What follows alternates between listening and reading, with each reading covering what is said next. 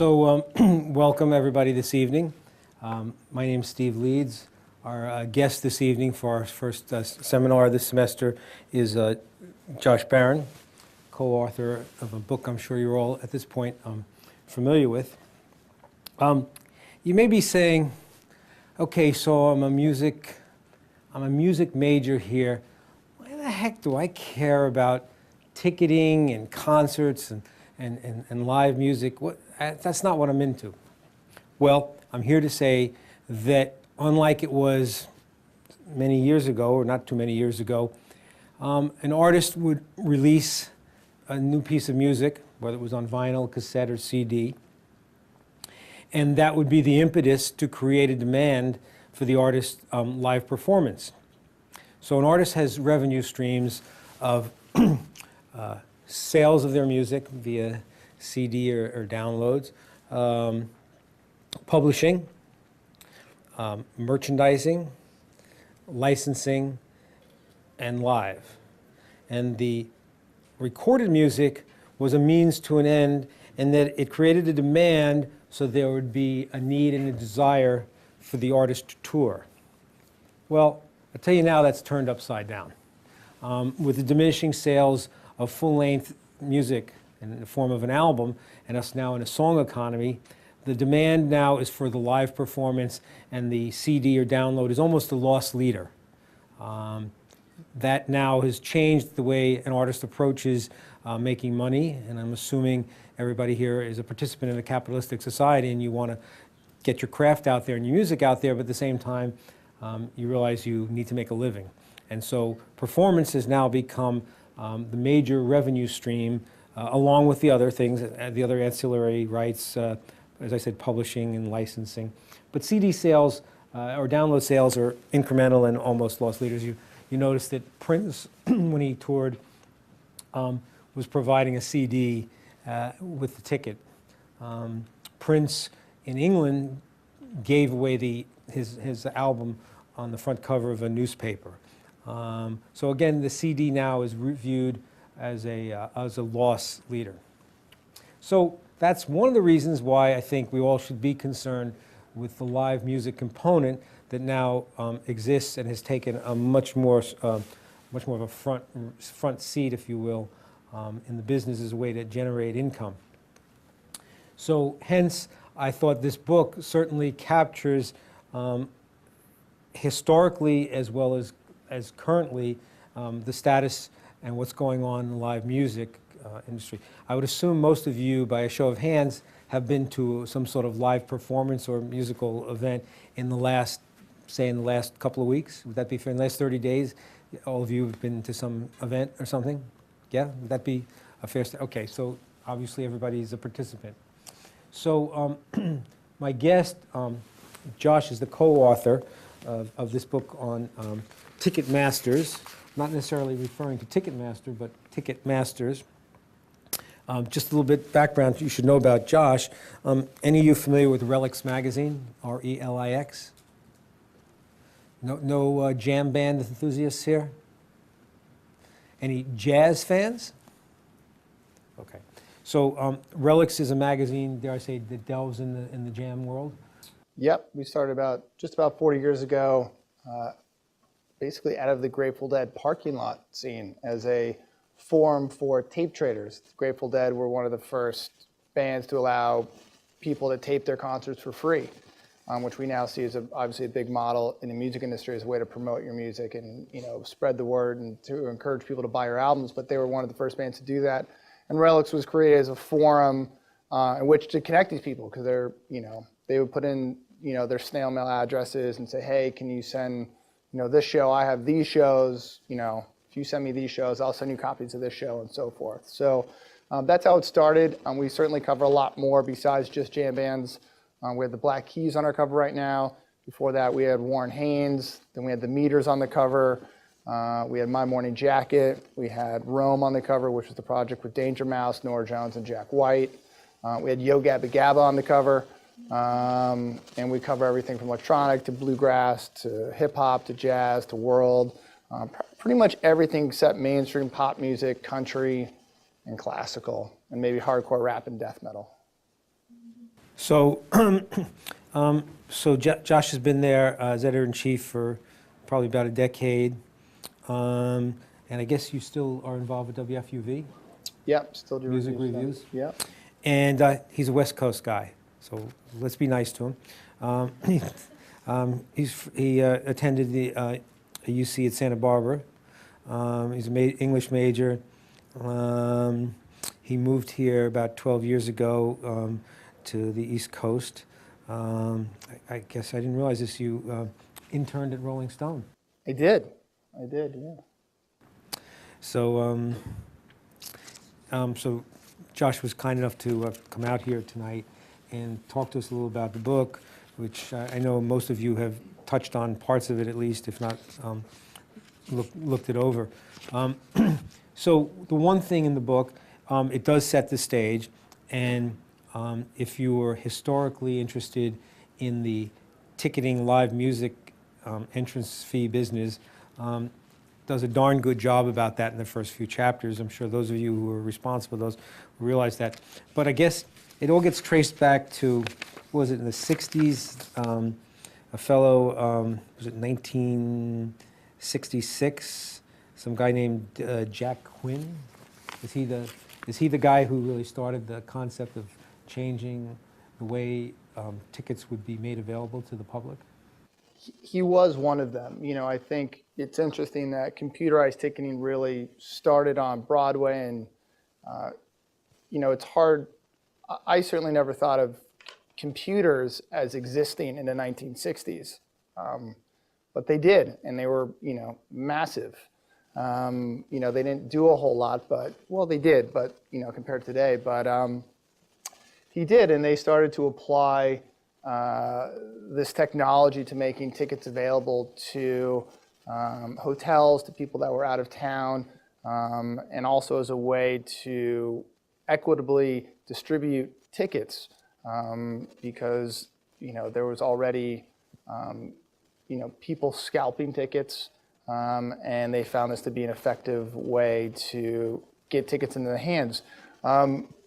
Also, for internal purposes, they found it to be very effective in accounting. A lot of tickets would sort of fly out the door, or, you know, sort of be sold under the table, and there was no real way to account for them. You could pad the house list. There was a lot of different ways that box office managers got around paying producers what they were owed. And they all drove nice big cars and lived in huge houses in Long Island. But once ticketing became a little bit more sophisticated and they could be traced, you know, they had to come up with new ways. But yeah, Jack Quinn was instrumental in helping push through and funding, with the help of the Bronfman family, funding the first real computerized ticketing service in the States. But then it seemed to evolve on the West Coast and the Arizona area. You know, I'm old enough to recall early ticket distribution in department stores. You know, where they'd have the computer, and the department stores were not set up, or were not aware of what they were getting themselves involved in. If there was a hot show and the tickets were announced to go on sale that day, there'd be an onslaught of youth coming into a very traditional department store environment, only solely to buy the tickets. Right, like Dillard's or something. Yeah, I mean, you know, the pitch to department stores was that we'll give you a percentage of the ticket fee, which, you know, we'll get into later was applied to venues, but we're going to give you part of this ticket. Every ticket sold, you're going to get 25 cents. You'll get 50 cents. So they thought, okay, this sounds pretty reasonable. We could stand to make some money, and these ticket companies on the West Coast and East Coast had huge projections. You know, you could get hundreds, if not thousands of people per week coming through here to buy tickets to all these events that we have inventory for. And when it was just Broadway, it was okay. You know, they didn't move quite as many tickets as they thought they would, in part because they didn't have the inventory that they said they did. No theater company or Broadway company wanted to give up 100% of their tickets to this company, let alone 50%. They would, you know, give them a small percentage.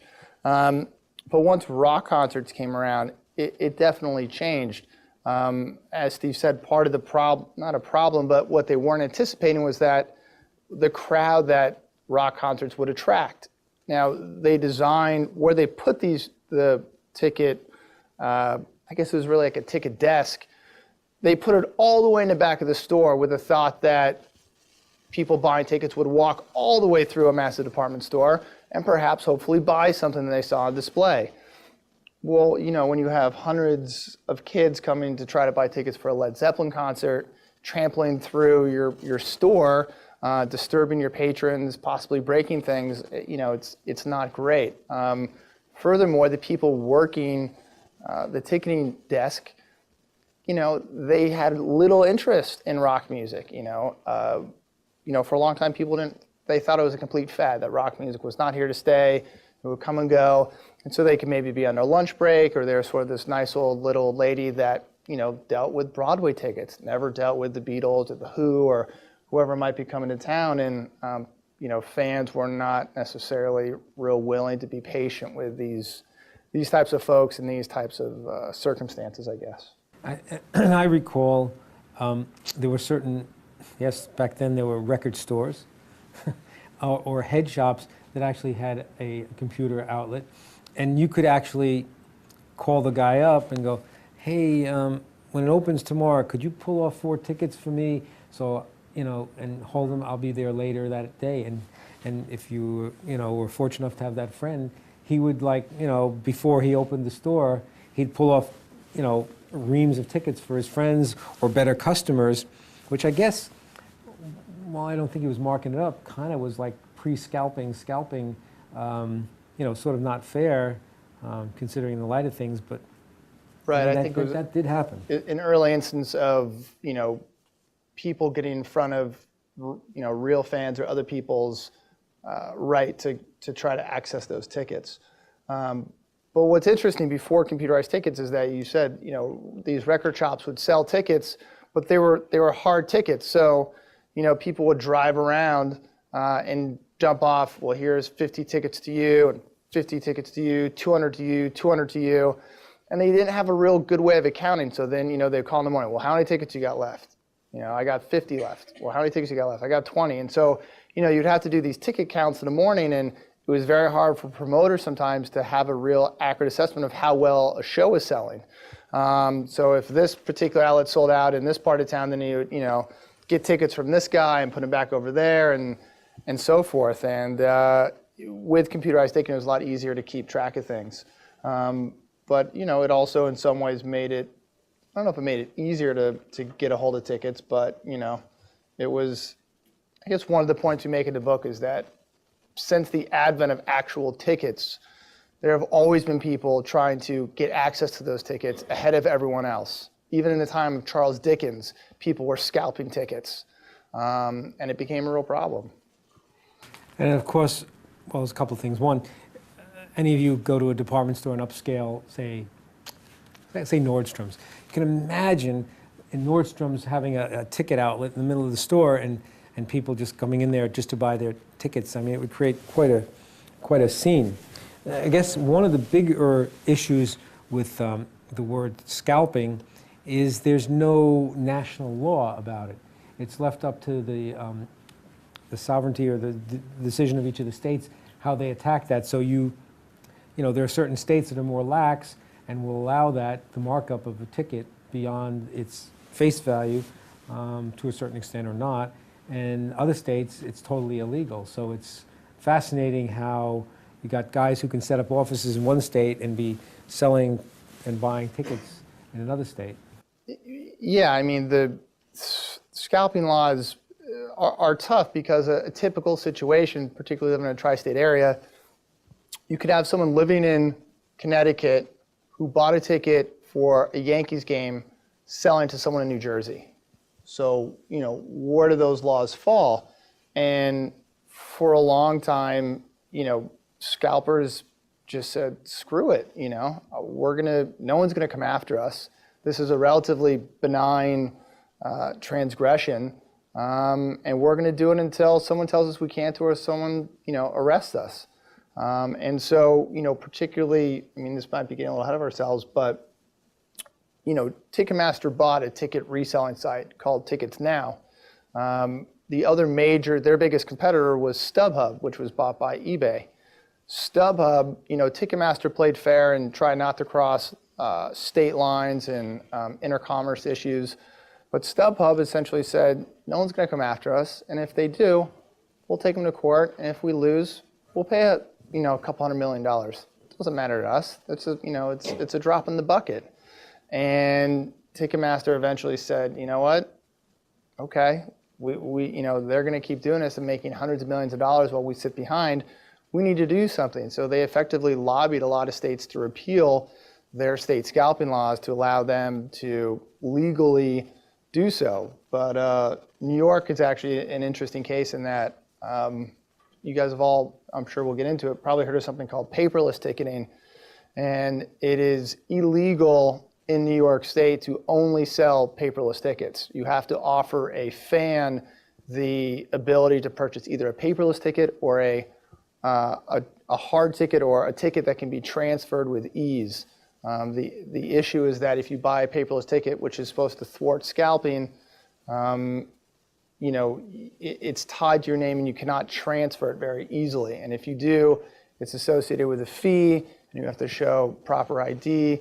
And it gets into consumer rights issues. And what's weird is that you would think consumer advocacy groups would be on the side of consumers and saying, scalping's wrong, you're gouging people,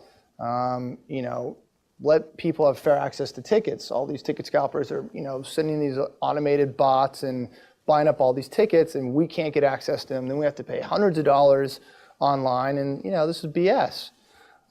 Well, it turns out that those consumer advocacy groups are on the side of ticket brokers because they feel that, and this is maybe something we can open up to a discussion, is that the consumer owns the ticket. No matter who that consumer is and how they got it, the consumer owns the ticket. And it's their right to either sell it above face value, or sell it below face value, but it's their right to sell it at any price that they want. Ticketmaster, which is the largest proponent of paperless ticketing, limits your ability as to how much you can sell it for, and you also, for the most part, cannot sell it below face value. So if you have a ticket that all of a sudden you can't go to a show, and your ticket was $200, and you're like, you know what, I just want $150 back. I want some of my money back. You can't sell it below face value. So it gets a bit precarious. I was surfing on the internet the other night, and I found an article that says, how to make money as a ticket broker. I was like, oh. Work at home with online auctions. Working at home ticket brokering, how it works. Well, there's a simple procedure for online ticket brokering. You learn how to work at home with online auctions by mastering a few simple ticket selling skills. 1, get an eBay account. It doesn't do any good to buy tickets unless there's a place to sell them, so get an eBay account. And be sure to link the account to a PayPal address to make online transactions smoother. Number 2, buy tickets.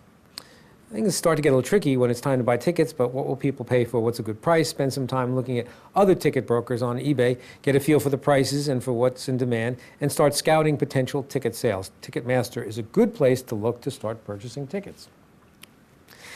And 3, resell. Once the eBay account is running and the tickets are purchased, all that's left is to start selling and start working at home.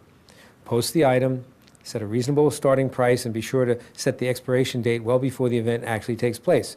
Be careful to pay attention to state laws regarding these tickets, as some venues place a cap on ticket worth. Don't break the law by charging too much. And then the last thing, number 4, follow through. Be sure to follow through quickly once orders have been placed. Want to make money as a ticket broker with eBay? Then always, always follow through. So there's your simple guide, how you can sit at home, make money, and be a ticket broker. Of course, then you're competing with guys who have massive computer software and bots, which have come into prominence and use as of recent. But that's sort of... But I mean, I'm just curious, out of this room, how many people have bought more tickets to a show than they needed with the thought that I'll resell my tickets to cover the cost of the tickets I just bought? We have a really honest crew here. Congratulations. But I guess that is a thing that somebody might do. And it's just that, the point is that it's become much easier for, you guys might recall a couple of years ago, I think in 2008, there was this whole dust up over Miley Cyrus tickets. When Miley Cyrus, before she was smoking pot and getting in trouble, was, this sort of icon of teenage girls. And, scalpers effectively bought up massive amounts of her tickets. So moms were in this panic. So some moms were buying tickets for shows in Cincinnati to try to trade with moms for shows in New York or Detroit. And all of a sudden, the average American mom was on eBay trying to resell tickets. And it's just become a lot easier for people to, buy extra tickets and, they would never really think of themselves as a ticket broker or a scalper. There's that sort of iconic image of a scalper wearing a trench coat, standing outside of MSG, you got tickets? Who's got tickets? You need tickets? And you're like, no, I'm cool. Sometimes you're like, yeah, you know what, I need tickets. And, sometimes you get real tickets. Sometimes you get fake tickets. And, you never think of that as like a mom trying to take her daughter to Miley Cyrus, but, they're sort of ultimately one and the same. Well, most of the soccer moms had experience in doing that with Beanie Babies. So Beanie Babies, tickets for Miley Cyrus. What the heck's the difference? It's the same commodity. Except that it's not, and that the interesting thing about a concert ticket is that once the concert happens, that ticket is worth absolutely nothing. It's worth zero money the next day. Beanie Babies still hold value. Airline tickets, you can, probably get some sort of, get on the next flight maybe. But that show only happens once, and then it's over. That's true. The moment has passed. There's always been, the public, and rightfully so, has always been skeptical about the access to tickets. And then there were several managers who were caught with their hand in the cookie jar, where they were peeling off quantities of tickets to either resell to scalpers or hold back or do all sorts of less than, shall we say, reputable things with them. There was an article here in the Wall Street Journal about, I guess they found that, I guess, Neil Diamond's people were playing some games with some of the tickets. I'm sure you're familiar, and in your book you've researched, because, those of you who spend any time with the book, it is so well researched. These guys, I don't know, there's very few non-textbooks that I've seen, and correct me if I'm wrong, that have such a, addendum and they talk about who they spoke with and whatnot. But I'm sure you have, spoken to so many people, what the heck, I guess some of the more famous moments of guys who were accused. I think Rod Stewart's manager was definitely a guy who was caught numerous times with his hand in the cookie jar. And I think he was pretty bold and brazen about it, if I'm not mistaken. Correct. Again, we think of it as an inappropriate act. However, what they're doing is part of the contract that they've signed with the promoter. That, an artist is allowed to, do with their tickets, not entirely, but in large part what they want to. So if, the way that the best tickets in the house get on the secondary market is typically through the artists themselves. They know that the philosophy or the thinking is that if we don't sell, we don't want to be seen as gouging our fans. Obviously, we can talk about Bruce Springsteen at some point because he's now in the news a lot, but we want to charge a fair price for our fans. That's the ethos of rock and roll. That's the ethos of music. And so, we'll charge $100 for the front row, and that seems expensive, but it's people can afford it if they really want to see us. Same time, they know if scalpers get a hold of that ticket, they're going to sell it for $700, and the artist doesn't see a dime of it. So logic says that the law of supply and demand on the secondary market, that ticket's really worth $700 if someone's going to pay for it.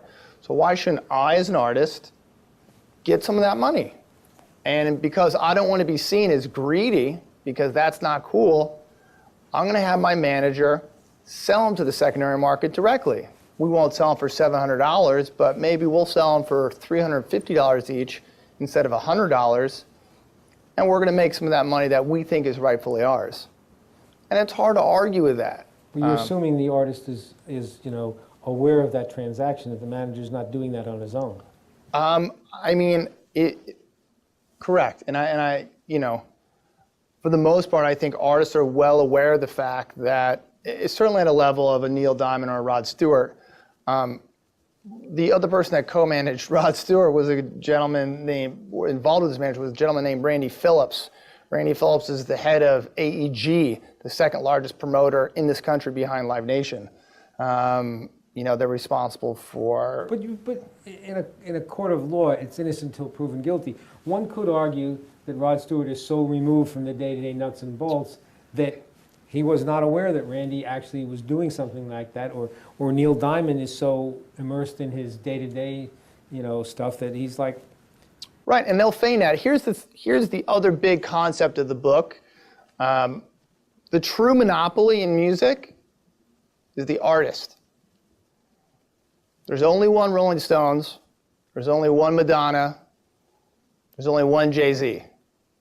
The artist has monopoly on themselves. And they are the single largest controlling factor of the price of a ticket. So the industry is dependent upon artists selling tickets. So yes, they will absolutely be protected. They will never be found guilty in a court of some sort of wrongdoing like we're talking about. Someone, if it push came to shove, someone would take the fall for an artist before that artist was ever found guilty, in my opinion. I could be wrong, but that's just sort of what I believe. And it took me, we approached this book thinking Ticketmaster sucks, Ticket Bastard, these guys are jerks. And the truth of the matter is while they certainly have some, there's some issues with their services and some of their practices, by and large, they're acting on behalf of venues and artists. They're not making these decisions independently. Yeah, I was trying to think back, it must be about 10 years ago, I asked John Scher, who sets the price of the tickets? And he said the scalpers. Do you think that's true today still? I've spoken to John a number of times. He's in the book. No, I think John. Well, first of all, one of John's favorite quotes now is that, he says he's the biggest schmuck in the world because he's never scalped a ticket himself, and that plenty of promoters have sold tickets directly. And he likes to refer to his biggest competitor, who has an amphitheater out in Long Island, have sold tickets directly to ticket brokers. Yes and no. I think it's an ecosystem that impacts things. I think if we're going to look at Springsteen right now, Springsteen, I don't know what the charge was for these GA tickets on the floor for these stadium shows, but I think they were about $60. Well, Madonna's last tour, front row tickets were $350. That price certainly impacts what they're going to be scalped for. Paul McCartney, charges $1,000 sometimes for his front row ticket, knowing that if he doesn't, the scalper is going to buy him up and sell him for that much. So why shouldn't he charge that much? So yes, I think artists absolutely pay attention to the secondary market. One of the things you hear the industry talk about is pricing the ticket right. And it's something that a manager works very hard at, and an agent works hard at, and a promoter works hard at. What's the best value for a ticket? Because if you underprice it, and all of a sudden you see it on the secondary market and they're marked way above, you think, well, we didn't price it right. But if you price it too high and your tickets don't move, well, we charge too much, and our tickets aren't moving. So you're constantly trying to price it right. And yeah, the secondary market is 100% a gauge, but I don't think it's entirely responsible for high ticket prices.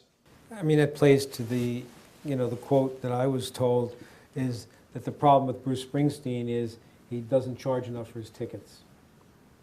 And I know Sting was fooling around with some sort of auction process on his tickets where I just put the ticket up and see what people were willing to pay for it. Right. It was more of a sort of like an eBay style auction. It was an underplay. People knew there was going to be a high demand for the ticket, and versus trying to set a price and stick to it, they let people bid up the ticket prices what they thought. That's obviously an effective way of getting the real value of a ticket, but if you think about doing that for an entire tour, let's say there's no way you could do it for Madonna's world tour where she's playing multiple nights in 20 to 30,000 person arenas. You can't auction every seat. It just doesn't, logistically, it's sort of a nightmare.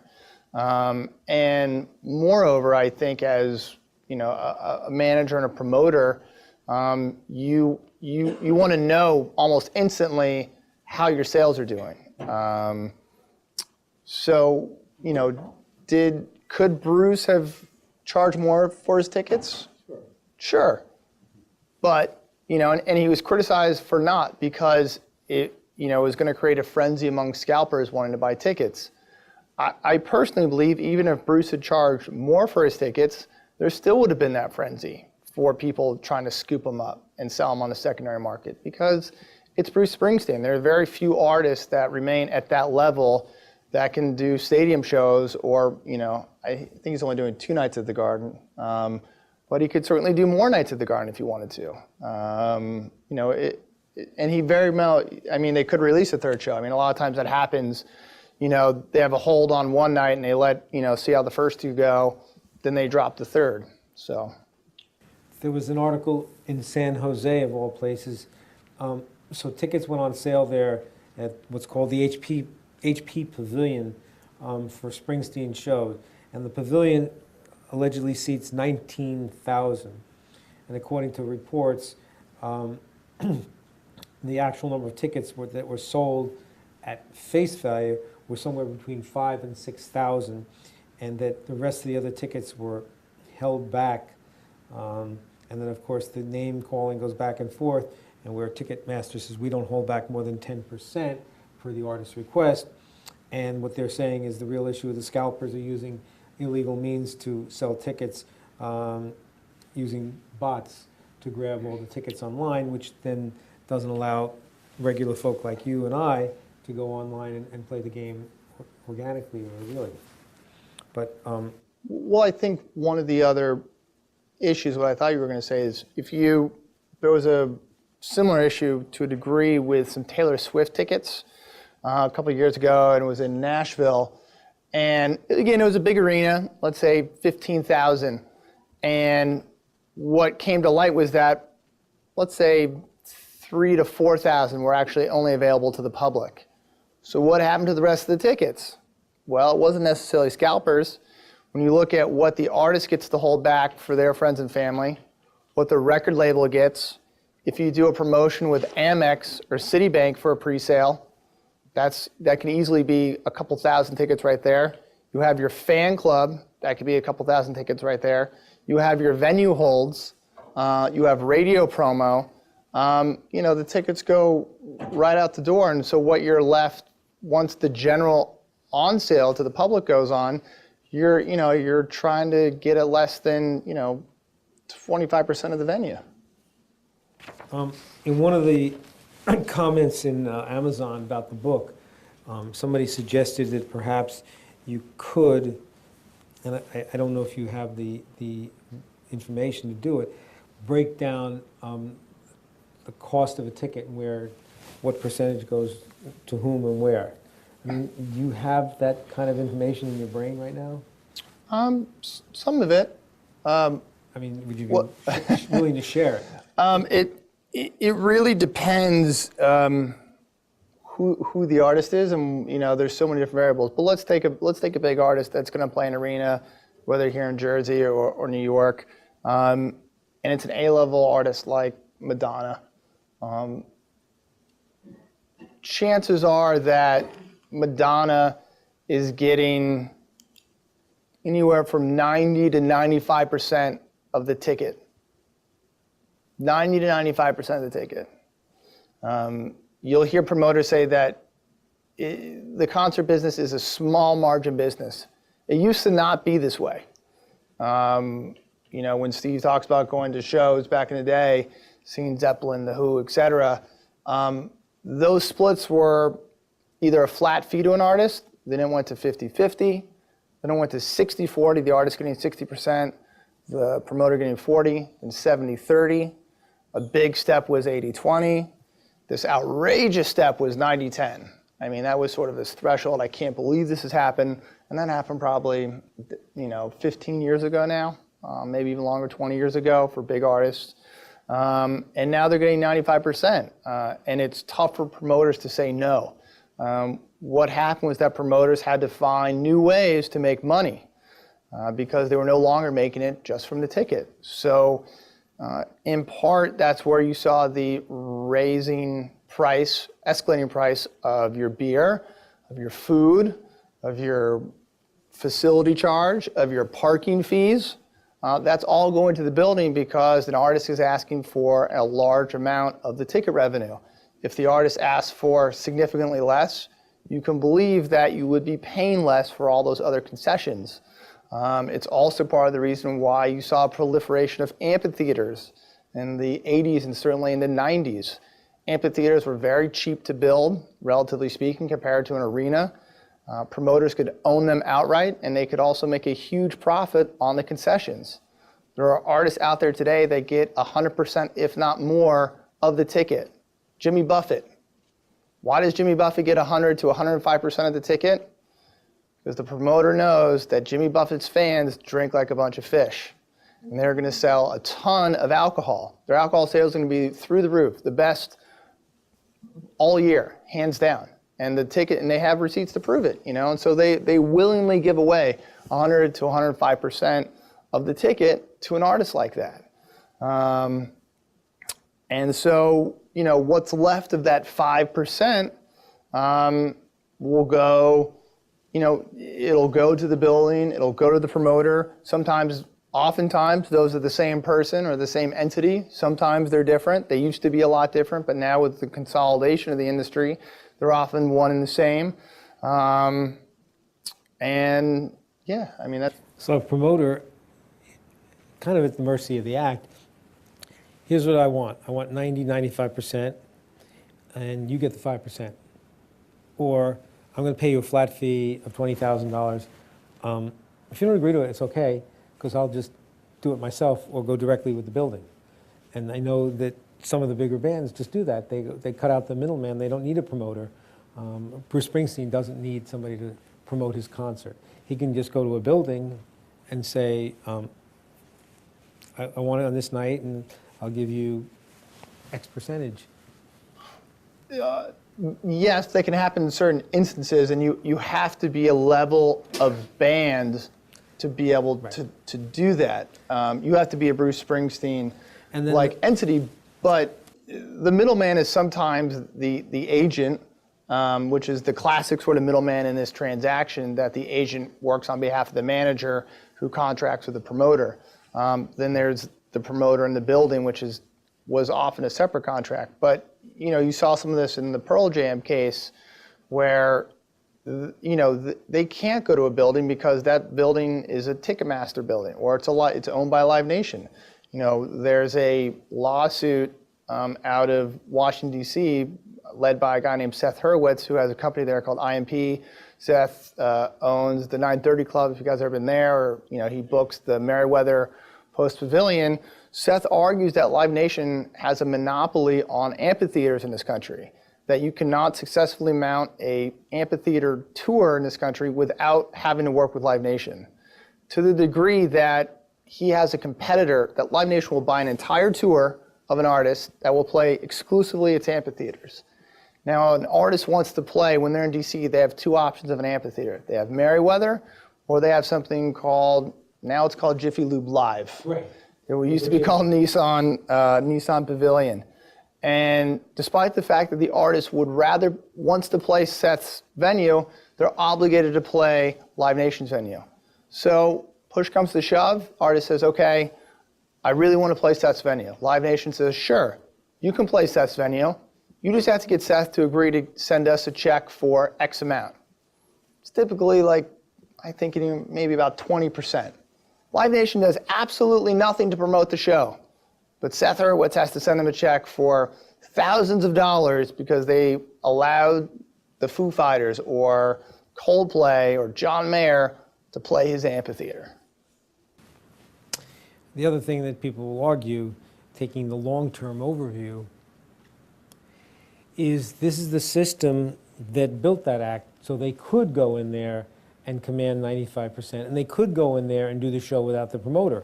But these same promoters who they're disrespecting are the guys that help build them to that level.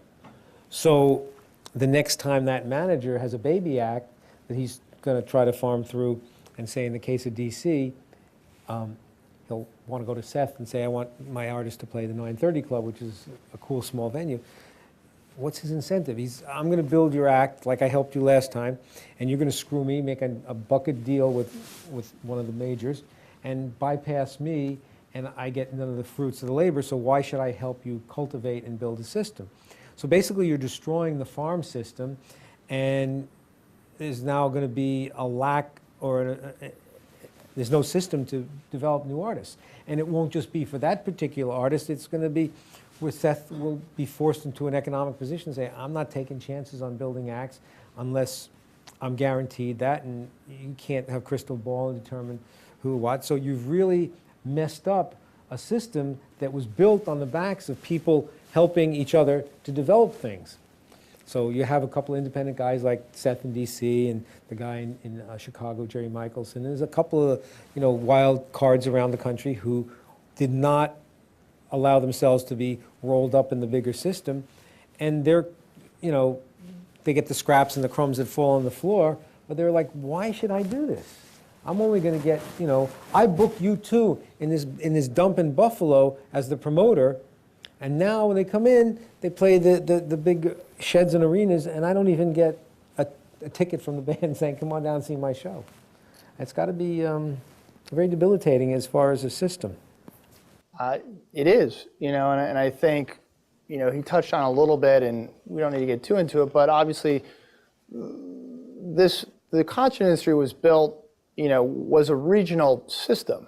You had your LA promoters, your New York promoters, your Philadelphia ones, your Boston ones, your Texas ones, et cetera, all these major markets, and they all generally kind of respected each other's turf. And what it allowed to do was, as it built up in the late 60s and early 70s through an agent named Frank Barcelona, it allowed a band like the Stones or the Who, et cetera, to mount a tour across the country. Before that, it just didn't make economic sense to have a band come out here. As that progressed, the companies got larger. Turf got a little impinged upon, but there was rules that they abided by. In the late 90s, a company called SFX, led by a guy named Robert Sillerman, who came from radio, looked at the content industry. This is in the wake of the Telecommunications Act of 1996, in which you saw all these radio stations get bought up, and said, wow, I think there's some opportunity here. They're not really leveraging their size. If we buy them, put them all together, we can make some money. We can force artists to play for less money, and we'll control everything. All right, it seems sort of reasonable. It seems a little, capitalistic, but hey, that's what this country's about. So Bob overpaid for these companies massively. These promoters who started in the 60s got once-in-a-lifetime payouts. They never in a million years thought they'd sell their company for 40, 50, 60, 70, 80, $90 million, $100 million. And there was no way that they were saying no. Very, very few companies said no. Seth certainly considered selling multiple times, but the deal was never sweet enough. Jerry and Arnie in Chicago got very close, basically had a done deal, and walked out over one particular venue that they didn't want to give up. And so all of a sudden, where there's all these independent promoters that were vying and competing with one another and creating this farm system that Steve talked about, there was suddenly one company buying everything up because they had to feed their system. And what became apparent, particularly with amphitheaters, was that, and this is the point we try to make in the book at the end. Really quickly. So SFX became Clear Channel, and Clear Channel became Live Nation. So that's just sort of all one and the same. It just changed names. It got spun out of a public company, private company, now a public company, with a very poor performance stock. But so this premise that they could use their size to leverage better prices from artists was suddenly turned on its head by the gentleman, in part, that is now running Live Nation. That's Irving Azoff. Irving said, actually, you need us. What if we decide not to play your amphitheaters? You have all this debt you've just paid. You have $1 billion in debt. You need us more than we need you. So in fact, you're going to pay us more than we actually deserve, because if we don't play your venue, you have these massive mortgage payments. You're not going to be able to pay that. You're not going to get any of your parking fees. You're not going to get any of your concession money. You're screwed. And that's what happened, and created this culture of greed, and particularly of people counting other people's money. So I wanted to get to some of the student questions, and this sort of segues into what we were just talking about. Dan asked the question, referring to page 159. You said the concert industry was the last entertainment and media-based industry to be consolidated. How much different do you expect our concert industry would be if folks like Bob Sillerman were not involved? And what ways would you expect it to be different, for better or worse? So John Scher will quickly blame Bob Sillerman for the industry's problems. Barry Fay, who's a sort of legendary promoter out of Colorado, will gleefully tell you, Bob Sillerman, hate that guy. He ruined the industry. There are a lot of other people that found this consolidation inevitable.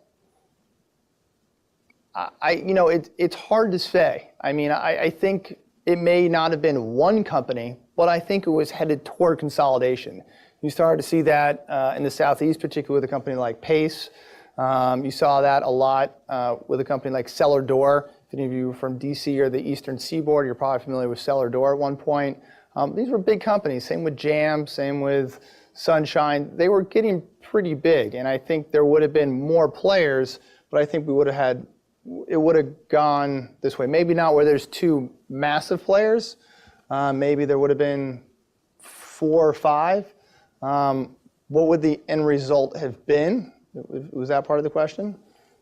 Well, would you expect it to be, what would the end result would be, what would you expect? Would it be different, and would it be for better or worse, which is kind of a subjective statement, but. Well, I think true it is, but I think we all generally agree the concert industry is not in good shape. I think it's getting better, but it has not been in great shape. I do think that it would be similar in that you would be paying a lot for concert tickets. I think artist greed has gone unchecked for a long time, and promoters, one of the hardest things for a promoter to do is to say no, because they know that that next promoter is wants that act, I think you would still be seeing the high ticket prices, but I think potentially, to your point earlier, you may have seen, one of the concerns today is that, who's the next U2?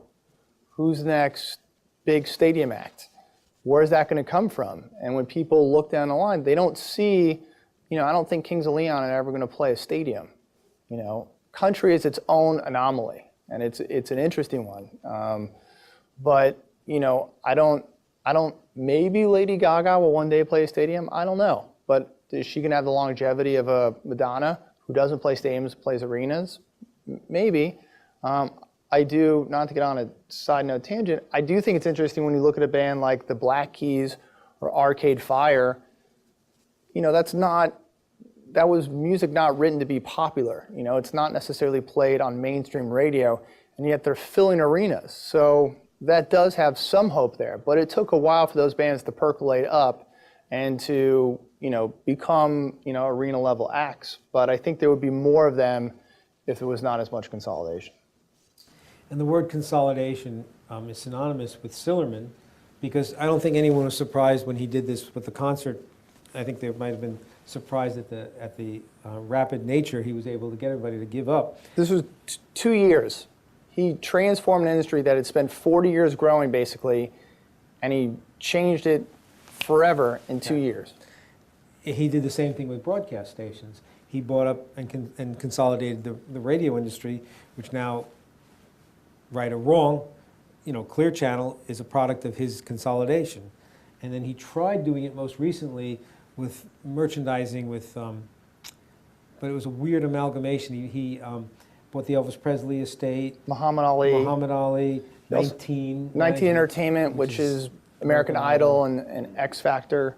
And he was going to start a chain of Elvis Presley hotels, and that sort of all fell by the wayside. He sold that, and now he's got another shell company, and no one's isn't really sure what he's up to, but consolidation is his expertise. Yes, sir. I thought he had in mind, he found that niche to consolidate because he wanted to go public and sell the company. That's what he does. Which He did. rolls them up, Yeah. takes them public, cashes out, moves on to something else. Right. Well, everyone, yes, that's what he's done in the past. But I think there's a fine point to be made in that, we ask the question to the promoters that sold and to people that work directly under Bob, that help orchestrate this. Did he build this company to flip it and sell it? And mind you, it was sold for $2 billion. They said, ultimately, no. He did not build it to sell it. However, if you are a publicly traded company, you have a fiduciary, your number one priority is to your stockholders. It's not to the concert goer, it's not to your listeners on radio, it's to your stockholders. And if someone comes along and offers you a tremendous amount of money, you have a fiduciary responsibility to sell that. There are conflicting reports as to whether or not Bob shopped, his right hand told me that Bob never shopped this company. John Scher told me that he shopped it, they shopped it to 3 different radio conglomerates because radio saw this opportunity to buy concerts, radio, put them together. Clearly something better can happen and we can synergize that and we can somehow save money, then make money, and it'll be this whole advertising thing. Never really panned out. But he said this right-hand guy said Bob never shopped it.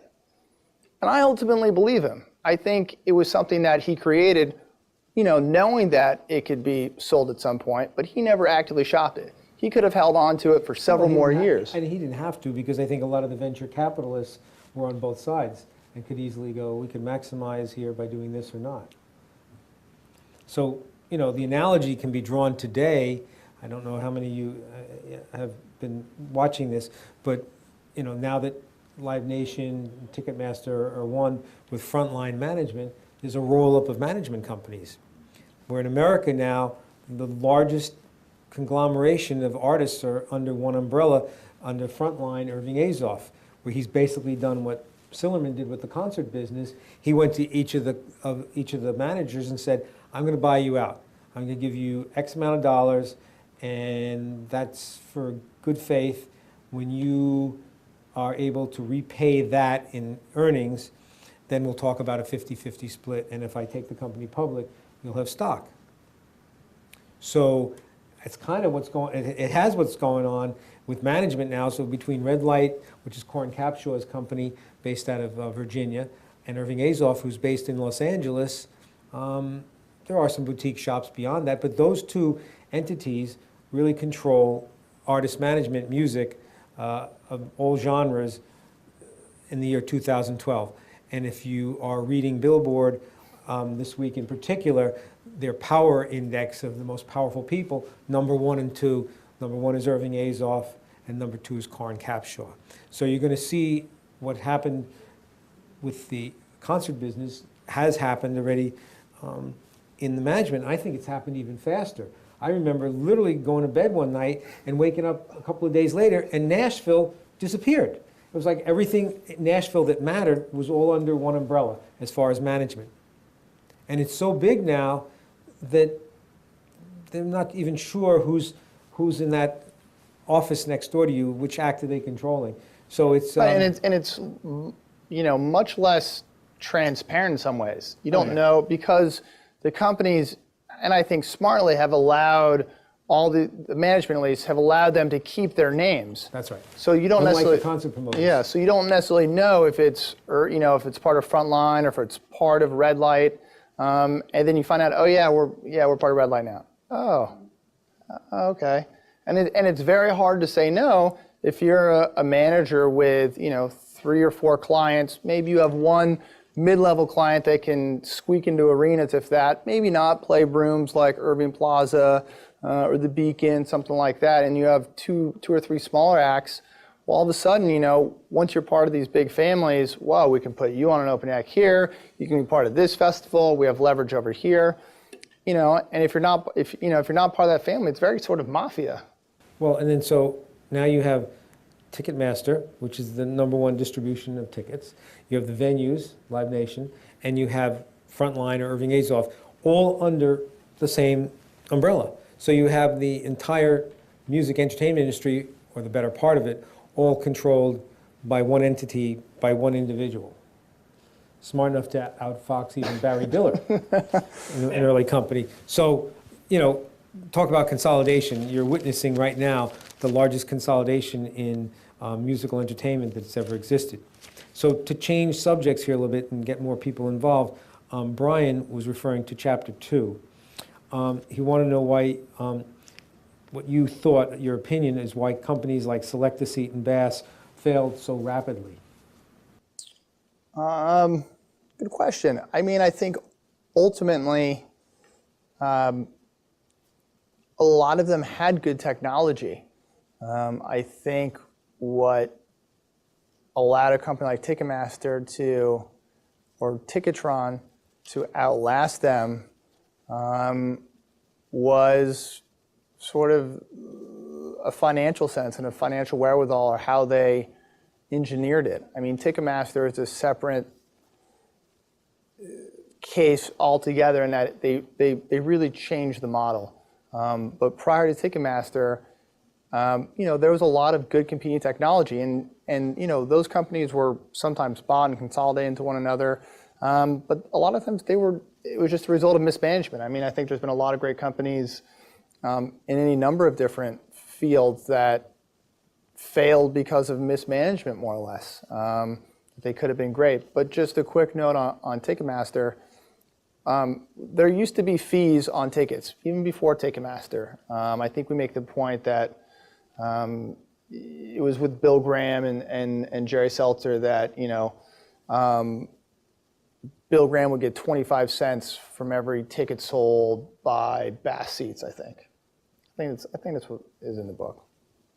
And so promoters would get a little bit of money out of it. But ticketing was generally a line item. It was an expense for a venue, a couple $1,000s, let's say. It was just an expense, and you know, it was a pain in the butt. You know, ticketing is hard. It's very easy to screw up all the time. You never know what's going to happen. Different artists, different managers, different venues, different bands, any number of factors. So Fred Rosen came along in the early 80s, looked at Ticketmaster and said, so I think he was talking about a Houston Rockets game.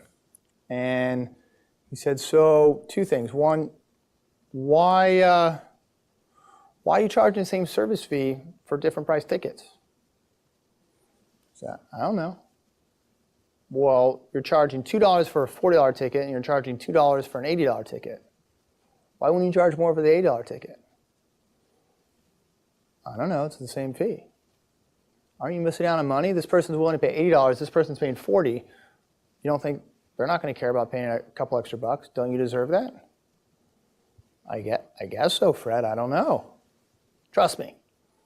And thus you have, and people always ask, well, I mean, it's the same service. Why is there a highest service fee on a more expensive ticket? Because they can. But what Fred did is he looked at venues and he looked at ticketing as if it were a concession like a hot dog or a beer. Concessions pay a building the right to sell their food to you. Thus, you pay a lot more at an airport or at a concert venue or at a movie theater. Movie theaters don't make their money on movie tickets. They make their money on popcorn and hot dogs and soda.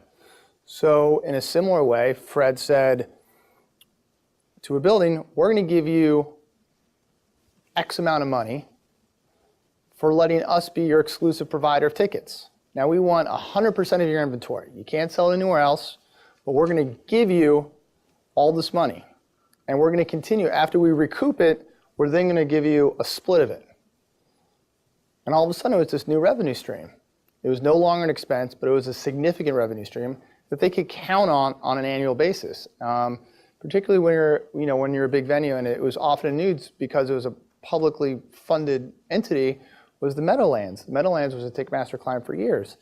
They got $1 million signing bonus just for being a Ticketmaster client. And they would get advances of even more than that each year that they would recoup. And once they were recouped, then they would get a specified split on tickets. So kind of dovetails into this question. This is from Sean, referring Chapter 7, that you referenced that SFX Entertainment believes that the artists are the ones responsible for high ticket prices, not just the promoters. Personally, who do you think is more at fault? Interesting word, fault. Artist or the promoter? It's really been a cat and mouse game. We talked about it earlier. There was this 50-50 split. Then it was 60-40. Then the promoter thought, well, okay, look at all these things I can charge, because there's expenses that the artist has to pay for. And once the expenses are taken care of, then they split money on top of that. The promoter figured out, well, there's all these expenses that I can take care of myself. I'm going to start a catering company and provide the backstage catering. I'm going to start a limousine service company, and I'm going to do that. So all of a sudden these line items, well, a couple $1,000s in catering. And when you're in the 70s and 80s and you're Fleetwood Mac and you have, the most extravagant thing you can imagine backstage, that's a lot of money when you're a limousine service, and each band member needs a limo and the manager needs a limo. That's all money going directly in your pocket. Well, the artist got wise to that. No, okay, we see what you're doing. We're going to take even more money. Now it's an 80-20, it's an 85-15.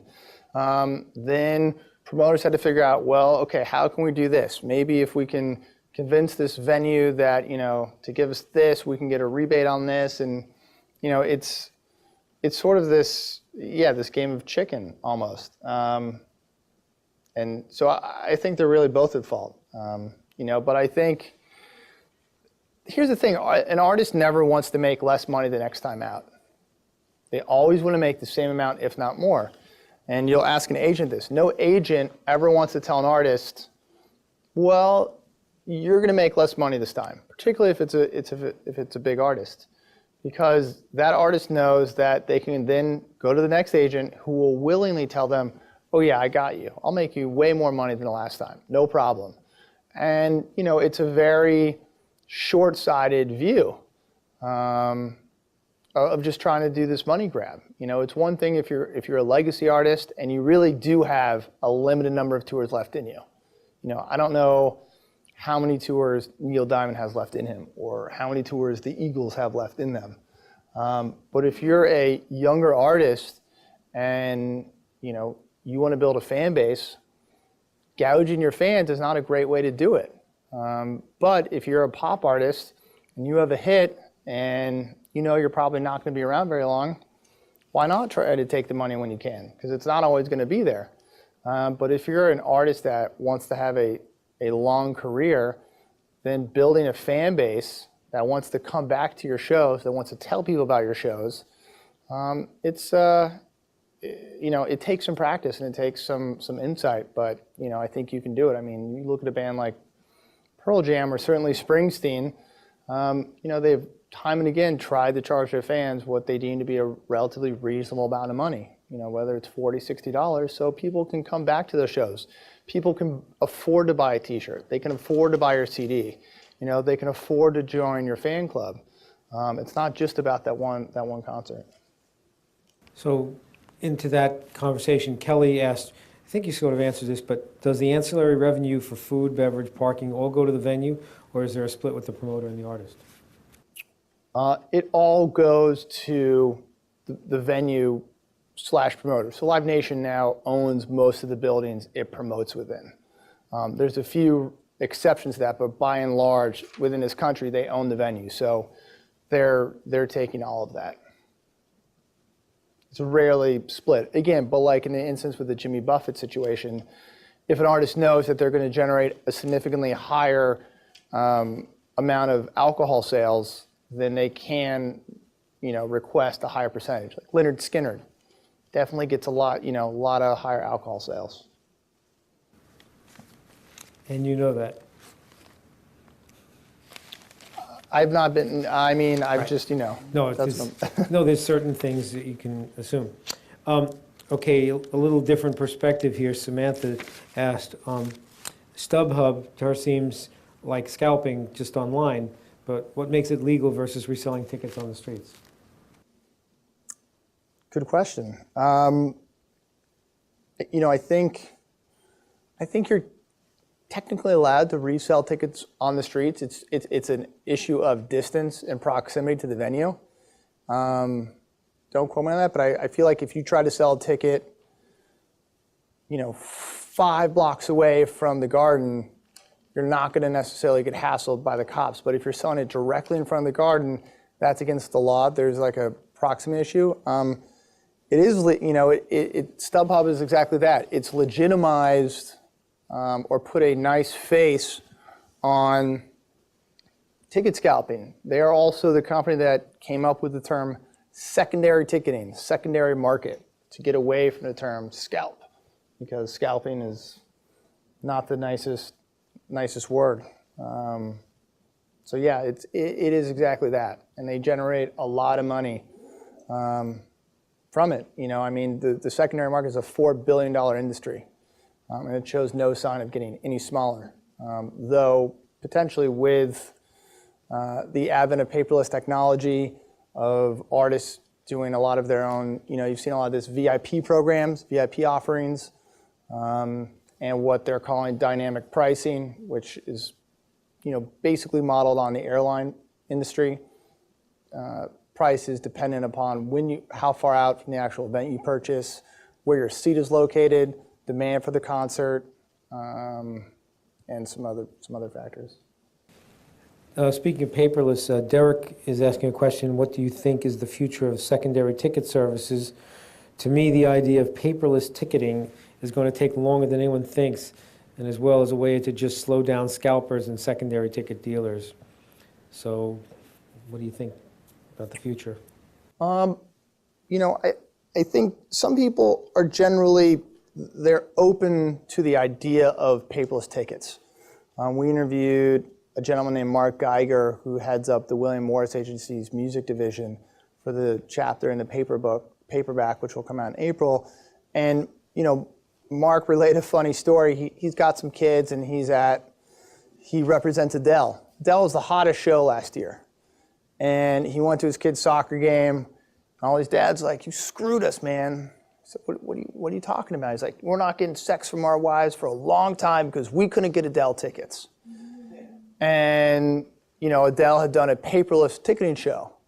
And paperless tickets, as I mentioned earlier, are non-transferable. They're very hard to transfer.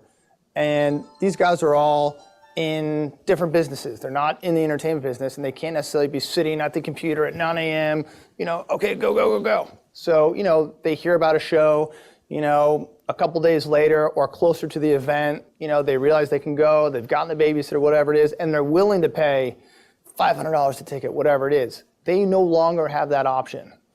And Mark understood the position they were in. There's a lot of instances where you don't know if you can go to a concert and you're willing to pay for it. Shouldn't there be tickets? That's a service that's needed.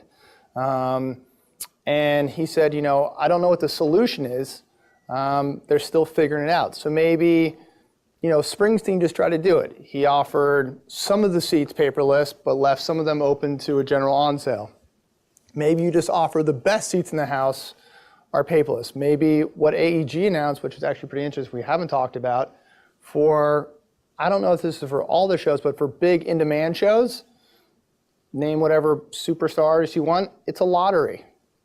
And it's a specific window of time.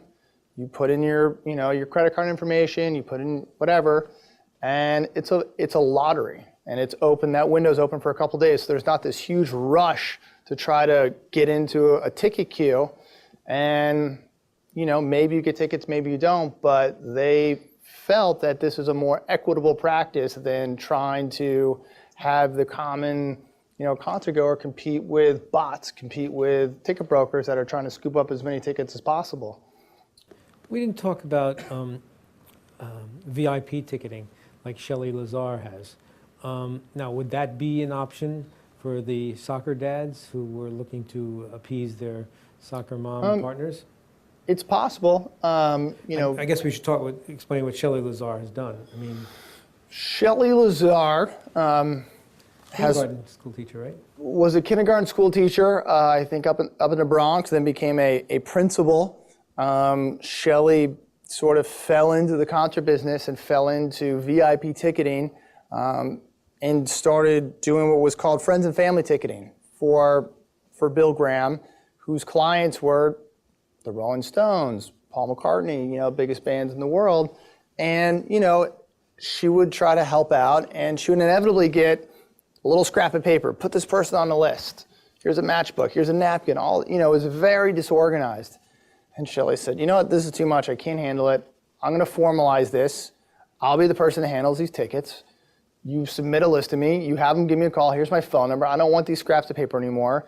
There'll be a way to know that they're legitimate, that if they have my number, or if they say something, a specific word, whatever it is, I'll know they're with you, and we'll take care of them. But they're gonna buy their tickets, most likely. If not, there's a separate guest list, but a lot of times they're gonna buy their tickets. We'll give them the best seats because they're friends, they're family, they wanna sit close. You want them there, they wanna be there. Seems like a no-brainer. Thus started VIP ticketing. And VIP ticketing has become a big deal. Shelley eventually sold her company to Irving Azoff's company, Frontline Entertainment.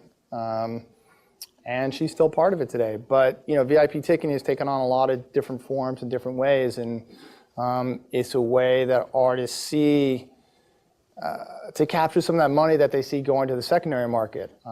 You have to a lot of times jump through a couple different hoops to get the VIP tickets. You probably have to be part of their fan club, so they have information on you, and they can see your history of purchases, etc. But it upsets fans, particularly of rock bands, that why are the best seats going to people that have a bunch of money?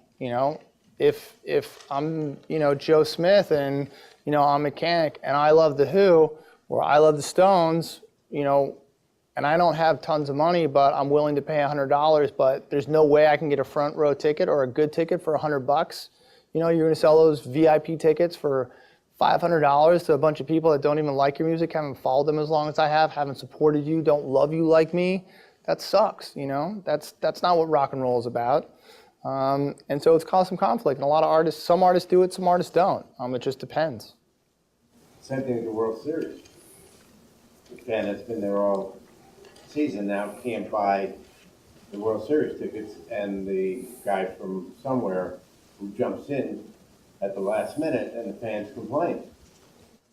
Yeah, and I think the concert industry has definitely taken a lot of cues from the sports industry, particularly in what they call scale the house. If you go to a basketball game or a baseball game, there's probably, 10 or 15 different price points for a ticket. If you look at a concert, even today, I would be amazed if you saw more than 5 price points. You'll probably see 2, maybe 3.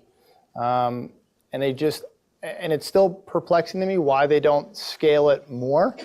I think they could. I've never gotten a straight answer as to why they don't. But in terms of sports is using dynamic pricing. I mentioned before, that's been implemented for quite a few baseball teams, I think some NFL teams and some hockey teams, and they've had a lot of success with it. But again, the nature of sports is a lot different from what we talked about much earlier, the nature of a concert. A concert happens once and it's gone.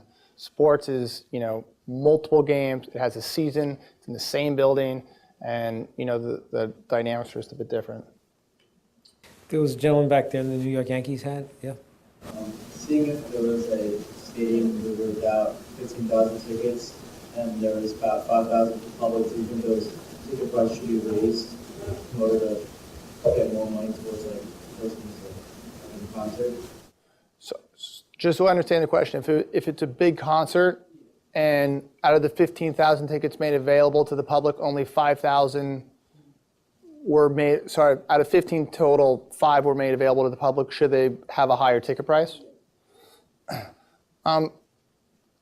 typically I would say, I would tend to say no. What the industry has said is also no, in part because if those other 10,000 tickets have already been pre-sold, you pay a higher price for the privilege, which is something that kills a lot of people, for the privilege of buying a ticket.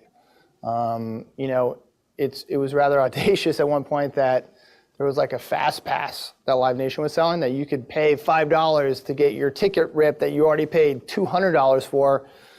You could skip the line, but you had to pay for that right. But no, a lot of times all those pre-sales, those tickets oftentimes go for more money than the general on-sale tickets will. There are certain instances with certain fan clubs like Dave Matthews. They will charge a regular price for good seats for their fans, but it's a long-standing fan club, and they have a way to track who it is purchasing them, and they feel confident in who they're selling the ticket to, and they want to sell to their hardcore fans in a way to continue that relationship. But I think generally speaking, I don't think tickets are going to be more than what's already been sold. But then again, they very well could be. I think it's at the artist, the promoter's discretion. Rebecca asked a question regarding Chapter 5, and how does it make a difference whether or not the price of the ticket and the service charge is separately identified, and how does that impact the fan? Interesting. It ultimately doesn't impact the fan. You're still, whether it's what they call an all-in price or you see it broken out, you're still going to pay the same amount of money. Research shows the general public would rather just see one fee. I'm going to pay $45. I don't need to see that I'm going to pay $35 and then there's a $10 fee and there's something else. They just want to know what the price is. They don't want to know where it's going. Artists, however, care about that because they're not getting that whole ticket price. They're only getting a portion of it. So they want to show their fans that this exorbitant fee that's been tacked on of $9.75 is going to Ticketmaster. I'm not charging that, and that's a big difference. I mean, it could be a $30 ticket. Let's say the service charge is $9.75. If you're an artist, do you want to be seen charging your fans $30 or $39.75? It's a fair point, but ultimately what you care about is what the total price is. And Pearl Jam, I think that's part of the chapter that she's referring to, was adamant about the fact that the fees be broken out on the ticket. They did not want to be seen as charging more than, they wanted an all-in ticket price of $20, but they did not, they wanted to show their fans that they were charging them, $17, $18, that they were not charging them what they deemed to be an excessive amount of money. Moreover, we asked this to several people. Okay, so if the consumers want all-in tickets, and you as an artist know what you're going to get, and you're okay with the total price, why don't you just do an all-in ticket? And the answer we receive on several occasions, as silly as this sounds, is that an artist has been predicated to believe in an unflappable, unshakable fashion that if they see one price on that ticket, that's what they should be getting. And it's just something that artists generally can't move past. Very few artists have ever done all-in ticketing. One of the few is Irving Azoff's clients, the Eagles. But artists just don't like to do it. It seems very silly to me, and maybe we'll see a change. Even if it's determined ahead of time. You get this amount, we get this amount. We're all good, right? If there's one price on that ticket, that's what they think they should be getting. All right, here's one of the ultimate questions came from Christine. Are there ways to prevent scalpers from getting tickets? The short answer is no. Scalpers will always find a way to get tickets. Always. Always, always, always. Can they be slowed? Yes. Is paperless ticketing an effective way to do that? It's getting there. There's certainly ways around it. we talked to a number of ticket brokers that said, it's not a big deal. We can still get enough tickets, for us to make money, and, we don't really care that much about it. But paperless ticketing has proven to be the most effective, easy way to stop ticket brokers. Are there ways, beyond that? Sure, but they're so labor intensive that they don't make a lot of sense. It would just be very hard. I mean, you could do it, but it just doesn't make sense on a mass scale to sort of do. Yet, I mentioned to you on the way over that Eric Church, country artist, is so outraged by the scalpers that he's looking at going through all the tickets, trying to figure out, who infiltrated the fan club and bought tickets that do not reside in the area where they bought the tickets. And, it's very labor intensive. But he says, I'm not letting people infiltrate the fan club. So, right. I mean, this is a popular way for scalpers to get tickets, or ticket brokers to get tickets, is to become members of all these fan clubs, because they're pre-sales and you have access to better tickets than most people do. So a lot of times they'll join these fan clubs, which charge a membership service, and they don't necessarily guarantee you access to tickets, but they guarantee you a much better shot at them. But that's well, he's you can talking applaud them. about a will call situation with geographic limits. So they'll cancel tickets, but they're going to go through, in this particular concert, with 3,000 orders. They're trying to figure out which orders to immediately cancel. So it's quite labor intensive, but he's just annoyed that the people are, jacking the prices up to, $400 a ticket. Right, and for the most part, here's the thing. He's probably right. If you're looking at a concert in Virginia, what are the chances that someone from Seattle or California are going to it? Pretty slim. But there are those people that happen to be going to Virginia that want to legitimately buy those tickets. What do you do for those fans? They're just, they're out of luck. There's no easy fix for it. Well, he's saying in his case, it was a Nashville show, and there were 75 orders coming from Wake Forest and Durham, North Carolina. And he said a lot of them had variations of the same email address. So they got into it, the fan club, and found this one person had joined the fan club 14 times just to be able to do that. So they now set up a rule that if you're reselling tickets, we're going to cancel your membership. Yeah. So, and again, I think artists can definitely, like Eric Church, take steps to stifle the scalping of their tickets. But, as the article points out, it's labor intensive, and not every artist wants to do that. The Grateful Dead did, Fish did, I'm sure to a degree Bruce Springsteen does. They haven't said exactly how, but I'm sure they try to. But it's not easy. okay, so going to the epilogue of the book, chapter 11, if you will, Marco poses the question, do you believe that Live Nation's entertainment vertical integration of the concert business will be its downfall, similar to a Ponzi scheme or Bernie Madoff? That's what Seth Hurwitz analogized it to, was that he feels it's a Ponzi scheme. How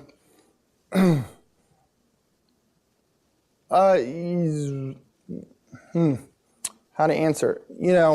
I think there's three profitable parts of Live Nation. There's two profitable parts out of Live Nation, and there's three total parts. Ticketmaster's profitable, Frontline's profitable, Live Nation as a promoter is not profitable. Live Nation is an extremely debt-ridden company.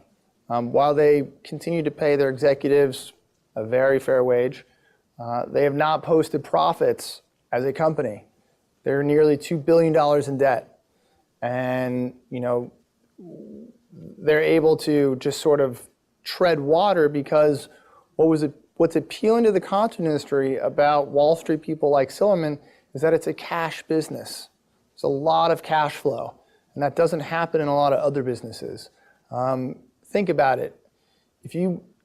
How far out typically do you think when you buy tickets for a concert, how far in advance are you doing it? Months and months at a time, typically, right? I mean, it's unlikely you buy a ticket a week before a show. Nowadays, for a big concert, I'm sure, it's typically anywhere from a minimum of 4 months, I think, all the way up to a year sometimes. And what that allows is that you're paying for a service that they don't have to render or offer to you for a massive amount of time. So they have all this money there. And so they can just sort of, the Ponzi scheme reference is that they can just keep turning it over and turning it over and turning it over. So anytime they need money, they simply have to put a show on sale. And that's simply to pay, a lot of times, the interest of this massive debt. So they're not paying down their debt at all. They're just paying the interest and keeping the company afloat, but as a publicly traded company, this is why it's done so bad despite, all of these massive proclamations. Madonna's going on tour. We have Jay-Z who's starting a record label. We have U2. We have Nickelback. We have Shakira. They just haven't been able to turn a profit, and it's just the cash nature of the business. It's able to create a lot of interest and creates a lot of flexibility in other businesses that you wouldn't have. I think it's getting close. We surmise that it's close that Live Nation will at some point run aground, that they won't have enough money to sustain itself. They already went through a huge round of layoffs to help save money a couple of years ago.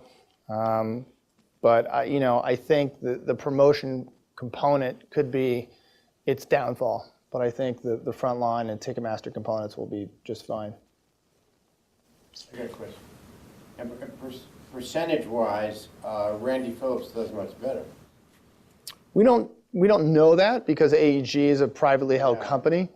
I think AEG is certainly probably guilty of overpaying artists as well to get them into venues and to take them away from Live Nation. That's part of the luxury that AEG has, is that they're a privately held company, and we don't know day in and day out what their financials look like, and that's part of the problem for Live Nation. There's a large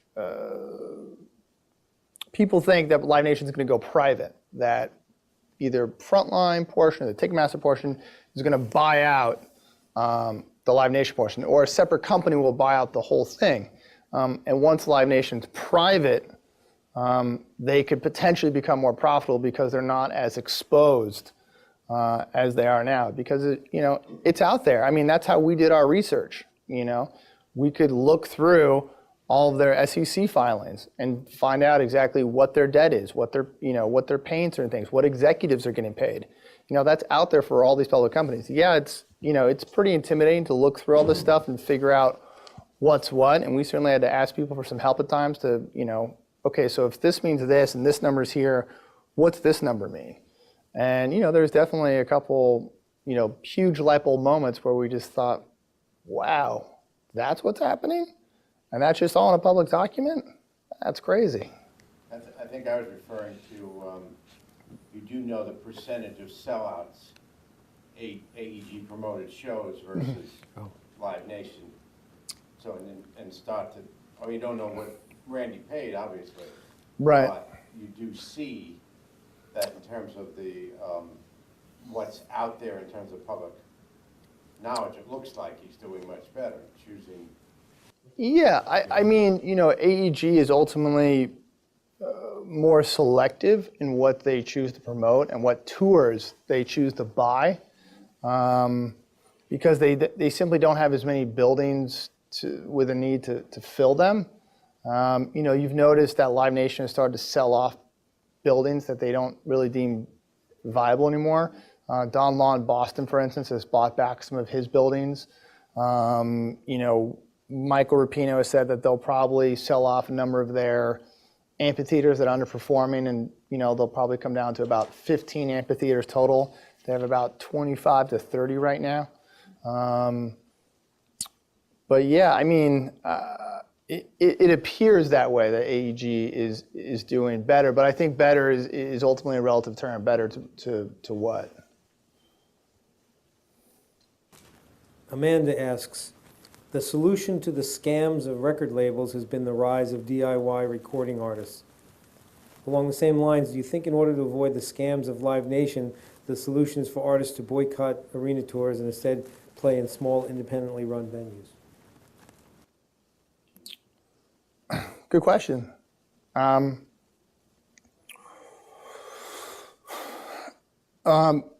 This is not exactly, but largely what Pearl Jam tried to do in 1994. They tried to play non-Ticketmaster venues, and they played some really out-of-the-way places. This is, again, 94, 1992, 10 comes out. Pearl Jam is arguably one of the biggest bands in the world. Multi-platinum success, huge. Grunge has taken off. Nevermind has just been released. Soundgarden has just released Bad Motorfinger. Grunge is huge. And instead of playing Madison Square Garden, they're playing Randall's Island. When they're in the Bay Area, they're playing a ski slope in Lake Tahoe. They're playing a field in Wyoming. They're not playing ideal venues. They're not playing large metropolitan areas where it's easy for fans to see their show. They started their own ticketing company. They mounted this tour.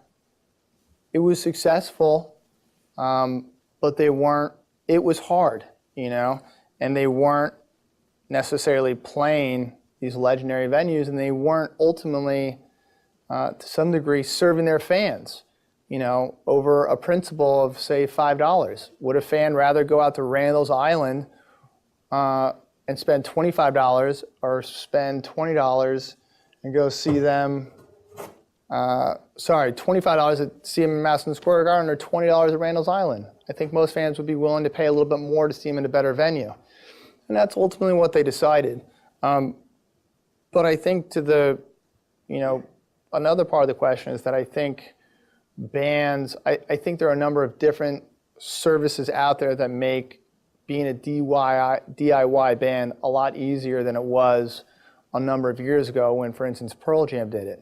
You have a number of very affordable ticketing technologies. Eventbrite. You can ticket, you know how much it costs to ticket your event if you don't charge anything on Eventbrite? It's free.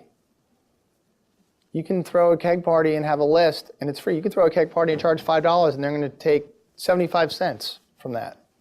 You know, you have Ticketfly. You have this white label service that's being started by AEG called Access. It's a lot easier to do the ticketing yourselves. Now, as for the venues, that's a different story, but you know, there are, you know, if you just look around New York, while there are those popular venues, I've certainly seen shows in Masonic temples, in gymnasiums, in, you know, fields, in parks, you know, just in galleries, in non-traditional spaces. So I think, yeah, but once you get to be a band of a certain size, you know, it is harder to play non-traditional venues because there's a lot of factors that go into that, you know, safety, maintenance, crowd control, you know, just making sure that the fan experience, both just on a pure enjoyment level and on like a responsibility level, is in place. But once you're at that size, you likely have the leverage to keep your ticket prices at a certain point, or to request the venue treat your fans in a particular way. And you've seen, you know, bands do that. They've certainly tried to do that. You know, certainly bands from my world, the jam band world, have done that, you know, and there was a model set by the Grateful Dead. You know, they briefed security on how to treat their fans. They, you know, advanced shows weeks in advance and met with local authorities and said, listen, there's going to be a lot of people coming. Here's how you can control them. Here are some effective tactics. Here's what we do not want to see. You know, we don't want to see a lot of force. They don't respond well to it. They're a great crowd if you work with them right. Same with fish crowds. Same with, you know, all sorts of crowds. If you go to major festivals, you'll see a lot of that in place too, I think. Talked a lot about country and rock. We haven't really touched on the urban community, and I wondered where that fits in this scheme. You know, I guess I'm not entirely sure where it fits in, to be totally honest with you. I think, when you look at some of the biggest urban artists, they sort of fall into the rock category. And I think when we think of, rock, I guess we're thinking of sort of like big amphitheaters, that sort of thing. So your Beyoncés or your Jay-Z's, or your co-bills with like Mary J. Blige and I think it was with R. Kelly, or, those are going to follow pretty typical ticketing practices. But, there certainly have been instances where, the urban community has actively tried to keep ticket prices at a very reasonable price, particularly for, I think, rap artists coming up. But a lot of times, they're playing sort of I don't want to say out of the way venues, but like venues that you have to really, figure out where they're playing, whether it's, I live in Brooklyn, I live in a lot of different parts of Brooklyn, and particularly in Flatbush. And, there's some venues out there that, you really have to search out and find if you're a fan of a particular artist, like you're going to go to, but it's not a venue you're going to just casually hear about. So I think when it, getting to the point of DIY, I think urban artists do have, some chances to control their ticketing prices. But I think it's, what I find interesting about the urban community is that you can be really small one instance and then be really big in another instance. I'm not going to pretend that I follow the urban community and I know a ton about it, but I think about an artist like Nicki Minaj that I felt like I hadn't heard about, and all of a sudden she's massively popular. She was just on the Super Bowl, and I felt like she really came to fame about a year ago and a year and a half ago, and that's a meteoric rise for her. And I'm not saying she's not talented, but all of a sudden, she's faced with, this question of I'm a huge artist now, so I'm going to be playing much bigger venues. How long am I going to be doing this for? I don't know if I'm going to have a hit record next time. I don't know if my record's going to be as big. I don't know, if radio's going to promote me that way. So, she could have a manager or agent saying, yeah, you need to charge, more than you would normally feel comfortable for a ticket because this is your primary revenue. You want to charge $30, well, you're going to combat scalpers and they're going to buy them and resell them for more. You should charge $75 because that's what they're really worth. And, all of a sudden an artist like that is faced with decisions that he or she has never had to think about. But then again, like my brother is a jazz musician, and like he's never going to make a lot of money, ever. He'll make he's been doing it for 20 years and he'll still make $100 to $150 a gig, and that's a good gig, So there's, I think music as a profession just depends on what you want out of it to a degree. And he's super happy. He lives in Kansas City. He lived in New York for a long time, and he lived in Los Angeles. But he's happy making music and making a living from music. And I think, it does get back to a certain degree of artists being greedy and like just having bad examples of artists that have become successful and have, demanded, I think an excessive amount of money for tickets sometimes. All right, Joseph from Chapter 9, relating to string cheese incident and SCI ticketing, fought their way in 2003, and many up-and-coming artists today are faced with waging their own battles, oftentimes for the same reason, bringing a better artist-fan experience. Luba said, the music industry is suffering right now, but there's no reason the artists and their fans have to go down with it. So looking for your views on how artists and business visionaries of today could go about challenging the status quo without being choked out by the status quo industry. Big question. Yipes. I think I've sort of touched upon a little bit of, I think if there's a will, there's a way. I mean, listen, I doubt any of you have ever gone to a String Cheese Incident concert. It's a really silly band name, but here's a band. It was a bunch of Colorado ski bums that effectively took on Ticketmaster and won because they wanted the right to sell their own tickets at a reasonable price. And they won, and yet no one knows about it. And there's plenty of people that could have followed in their footsteps, and yet they didn't. Like I said, I think at that time, String Cheese had tried to use alternative ticketing services, a company called TicketWeb, which was eventually bought by Ticketmaster. The same guy that founded TicketWeb has now started TicketFly, and they do a number of venues across the country. I think there's been a move, and what's interesting is StubHub supports this, and a lot of the smaller ticketing companies support this, of transparency in this business. And artists are not necessarily for transparency. They don't want to be seen as greedy. And I think, there's a feeling that if, to refer to Upton Sinclair as the jungle, if you see how sausage is made, you're not going to be a real big fan of sausage. And I think there's a fear among artists that if too much is revealed, there's going to be a backlash among fans.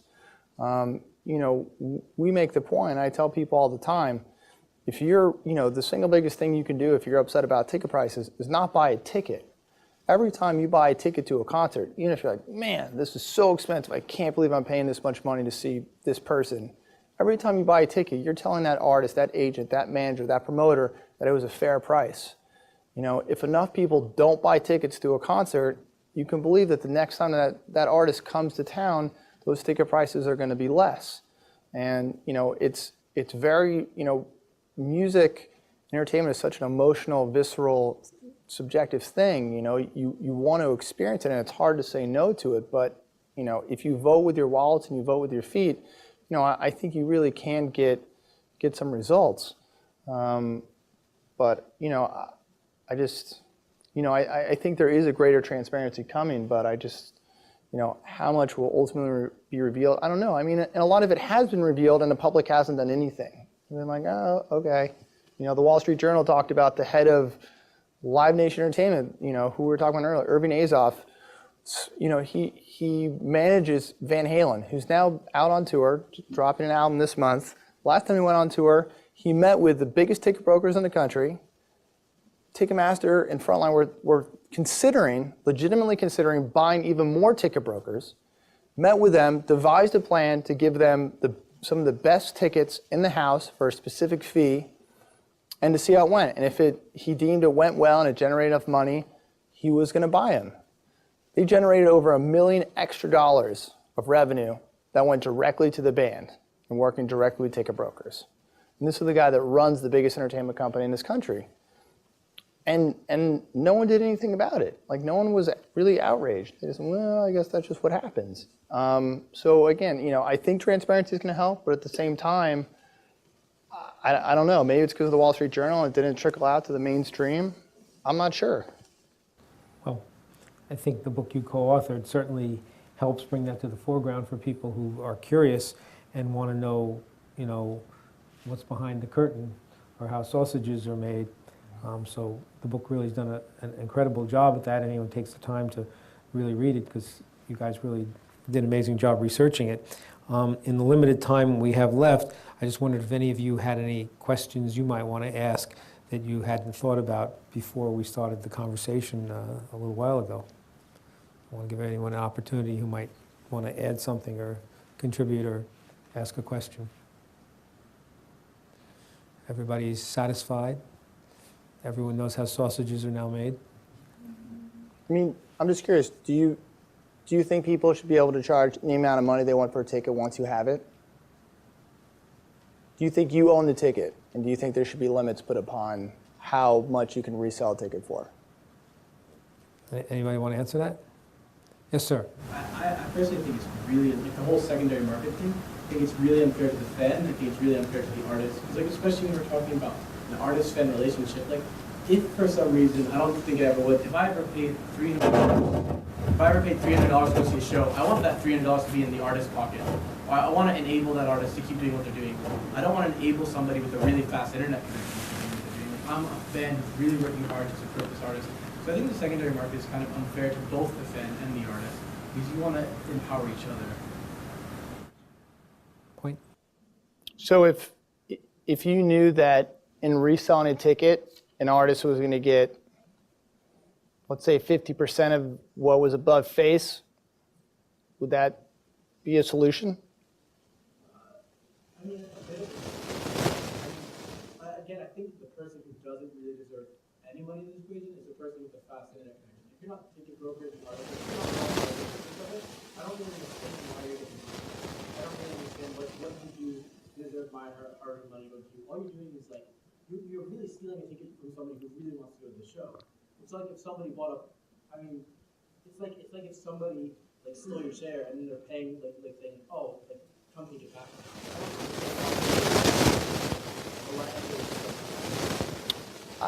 Listen, I mean, I think this is exactly what people are debating. I mean, I don't know if this is me or not. I think it's what people are debating. I mean, part of, what's at issue is that the entertainment business has been commodified, and it has, whether we like it or not, and it's hard to, how do we reverse the commodification of something that was supposed to be, has these inherent ethos of not being a commodity, of being a very live, visceral, life-affirming kind of experience, and yet, now there's a very real price put on that, and I don't know. I always think of it as a game of like reverse chicken. Well, okay, I'm willing to take less if you take less. Well, what if you take less? Okay, I'll take less, and no one really wants to do that yet. Anyone else have any thoughts? Opinions? Comments? Okay, well then, I'm going to thank Josh for schlepping out here this evening. Thanks, guys.